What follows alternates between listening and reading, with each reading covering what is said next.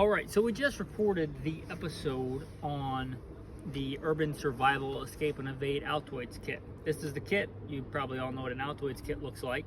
So this is the lanyard I was talking about. I haven't seen this on many other kits. Now you could tuck this in behind your belt, right? Especially if you have a metal belt buckle, pull your shirt out a little bit, cover it up.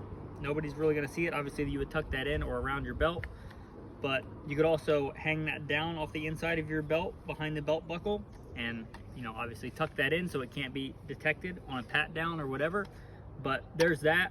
Here's the Altoids container kit. Go through a couple of things. Before I do, I mentioned in the podcast episode the alternates that I did not put in here, but this is the Leatherman Micra. All right, that will be the defensive option for it. And this is the Cold Steel Urban Pal. Again, this is my wife's EDC running knife. It is a push dagger, right? So there's that.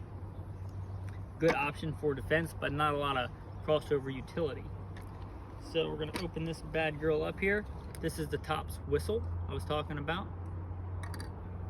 This is the Victorinox Classic, which most of you guys probably know what that looks like.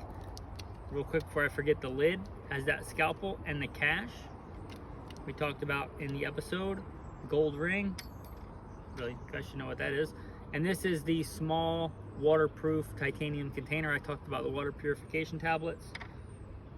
It holds at least 10 because that's how many I usually carry. It may hold more than that. This is that Spectra spider wire, and that's about 12 feet of it, to give you an idea of how light, and it's kind of like a feather, how light and handy that is.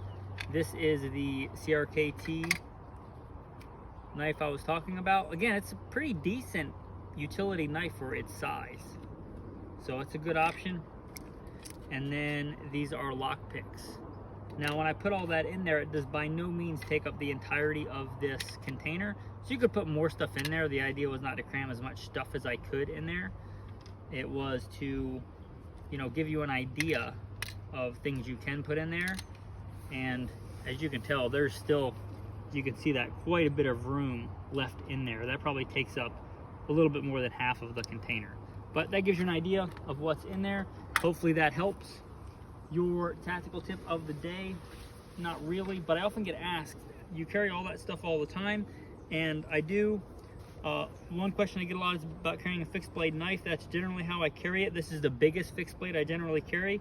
But as you can see, it kind of folds in with this ulti clip inside the pocket. But if I grab that and pull that out in a hurry, that's a pretty substantial fixed blade knife, right?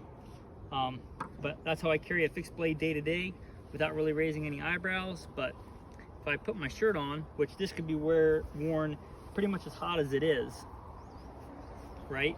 And doesn't really, this one's camo. I also have one that is even less tactical looking. This is kind of camo, but not, kind of looks like tie-dye. But the other one that I have is just khaki, and it blends in really well. If it's going to be any kind of cold at all, then this is just a small, very minimal windbreaker, right? And then, I mean, there's no indication at all. Obviously I wouldn't be wearing a tank top. I'm just wearing this because it's hot outside. I would wear a normal t-shirt under this, but there's no really indication that I would be carrying anything.